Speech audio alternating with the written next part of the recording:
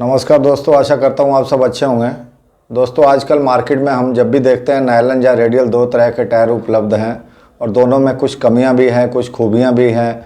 और दोनों में क्या कमियां हैं, क्या खूबियां हैं, चलिए इस बार मुकाबला करवाते हैं रेडियल और नायलन का। और मैंने दोस्तों एक छोटा सा सर्वे भी करवाया था कि आपको रेडियल पसंद है या नायलन पसंद है, और उसमें क्या रिजल्ट आया, कितने % लोगों ने किसको वोट किया है, ये भी देखेंगे। और दोनों को हम लोग कंपेयर भी करेंगे कि आखिर में है कौन बेटर, कौन है, रेडियल बेटर है या नायलन टायर बेटर है। तो चलिए दोस्तों, मेरे साथ बने रहिएगा अंत तक इस वीडियो में। देखते हैं, शुरू करते हैं आज का वीडियो अच्छा लगे तो उसे लाइक करें, चैनल को सब्सक्राइब करें और बेल आइकन को दबा के नोटिफिकेशन ऑन करना ना भूलें। सबसे पहले दोस्तों मैं आपको छोटी सी जानकारी दे दूं टायर के बारे में। टायर की जब खोज हुई थी, टायर पहले रबड़ के टायर थे, उसमें कोई प्लाई नहीं होती थी, कोई उसमें ट्यूब नहीं होती थी, कोई हवा नहीं होती थी, वो सॉलिड रबड़ के टायर होते थे। उसके बाद धीरे धीरे फिर जब वो हवा वाले टायर बने तो उसमें जो प्लाइयाँ होती थी कॉटन की होती थी, और कॉटन की प्लाइयों को ही हम लोग प्लाई कहते हैं। उसके बाद आजकल आपने देखा होगा जहाँ तो नायलन की प्लाइयाँ होती टायर में, जहाँ स्टील के वायर होते हैं, तो उस पर जो लिखा होता है प्लाई रेटिंग। प्लाई रेटिंग का मतलब क्या होता है, तो हम लोग देखते हैं कि लिखा होता है 16 प्लाई रेटिंग, 18 प्लाई रेटिंग, लेकिन प्लाई होती है 4 या 5 या 3, ऐसे प्लाइयाँ मतलब उतनी नहीं होती जितनी लिखी होती है। एक्चुअल वो प्लाइयाँ नहीं लिखी होती है, वो प्लाइयों की रेटिंग लिखी होती है। तो जो पहले कॉटन के जो टायर होते थे, तो जो 16 प्लाई के टायर में जितनी मजबूती है, जो अगर स्टील की 4 प्लाई के टायर में ही उतनी मजबूती है, तो 16 की रेटिंग लिखी जाती कि इसकी जो मजबूती है वो 16 कॉटन की जो 16 प्लाई है उसके बराबर है। अगर नायलन में 7 प्लाई है और लिखा हुआ 18 प्लाई रेटिंग, तो इसका मतलब ये हुआ कि इसकी जो मजबूती है वो 18 प्लाइयों के बराबर है कॉटन की। तो ये तो दोस्तों था। आजकल आपको पता ही है नायलन टायर को बाइस टायर कहते हैं और रेडियल वो है जिसमें स्टील के वायर लगते हैं। चलिए मैं दोनों की कमियां और खूबियां इस बार आपको बताता हूं दोस्तों। चलिए स्टार्ट करते हैं इनका जो कंपेयर है। दोस्तों बात करेंगे 12 बिंदुओं पर। सबसे पहले बात करते हैं फ्रिक्शन की। फ्रिक्शन जो है रेडियल का नायलन से बेहतर है, इसमें इसको 1 पॉइंट मिलता है, इसकी रोड पे पकड़ ज़्यादा अच्छी है। और हीटिंग की बात करेंगे तो रेडियल जो है कम गर्म होता है नायलन की बजाय, और वॉल पतली होने के कारण ये जल्दी ठंडा भी हो जाता है। अब पंचर की बात करें तो ये तो मेरा अपना एक्सपीरियंस है, मैंने देखा है कि अगर नायलन 5 बार पंचर होगा साल में, तो रेडियल जो है 1 बार ही पंचर होगा। ये पंचर कम होता है, इसमें भी इसको 1 पॉइंट मिलता है।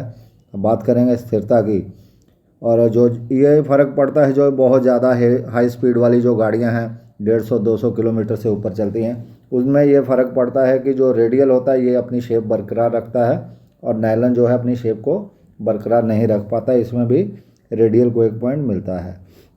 शॉक एब्जर्विंग, ये शॉक एब्जर्वर का काम करता है। रेडियल नरम होने के कारण ये झुक जाता है, गड्ढों में, ख़राब रोड में ये गाड़ी को झटके कम महसूस होने देता है, जिससे कि गाड़ी की बॉडी है, जहाँ उसका काउल है या कह लीजिए बेरिंग वगैरह, सब पर असर पड़ता है और नुकसान कम होता है। जबकि नायलन जो है ये इसमें शॉक एब्जर्विंग कम है और गाड़ी में झटके ज़्यादा लगते हैं।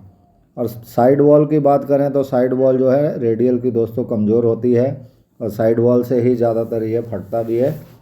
अगर कोई बड़ी गाड़ी है, ट्रक वगैरह है, अगर ज़ोर से टर्न लेंगे तो इसके जो है डैमेज होने की साइड वॉल के जो है बहुत ज़्यादा चांसेस होते हैं। इसमें नायलन बेटर है, इसकी साइड वॉल जो है मजबूत होती है, इसमें प्लाई ज़्यादा होती है, रेडियल में प्लाई साइड में कम होती है।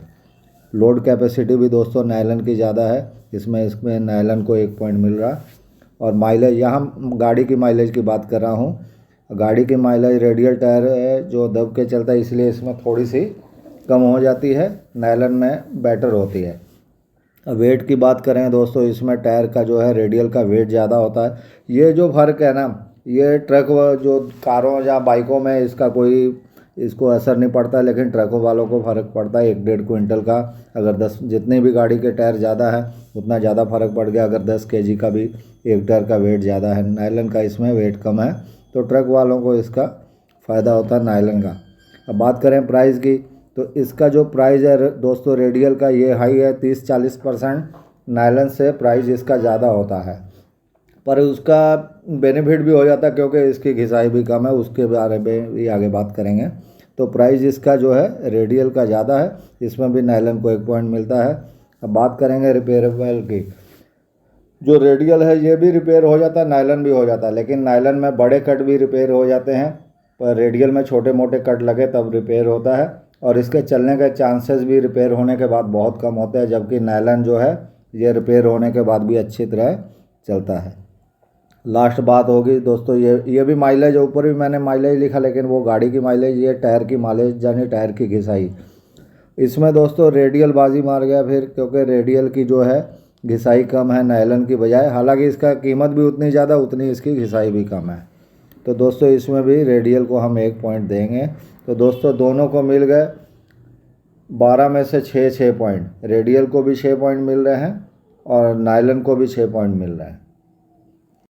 तो दोस्तों हमने 12 पॉइंट्स चेक किए हैं। 12 पॉइंट्स में जिसमें से 6 पॉइंट इसको मिले रेडियल को और 6 पॉइंट ही नायलन को मिले। यहाँ तो मुझे दोनों बराबर के टक्कर के ही दिखाई दे रहे हैं, पर फिर भी लोग ज़्यादा रेडियल को ही पसंद कर रहे हैं। ये देखिए, ये मैंने सर्वे करवाया था जिसमें लगभग 1000 लोगों ने वोट किया है, जिसमें से 82% लोगों ने जो है रेडियल को अपनी पसंद बताया है। मुझे जो सबसे बड़ा कारण लगता है रेडियल को पसंद करने का, इसका जो सबसे कम पंचर होना और कम गर्म होना, यही चीज़ लोगों को पसंद है। मेरे ख्याल से लोग इसीलिए इसको लगाते हैं, क्योंकि थोड़े बहुत पैसे ज़्यादा लग जाएं कोई बात नहीं, अगर पैसे लगते हैं तो इसकी माइलेज भी ज़्यादा है, थोड़ा घिसाई कम है इसकी, और पैसे तो वहीं वसूल हो जाते हैं।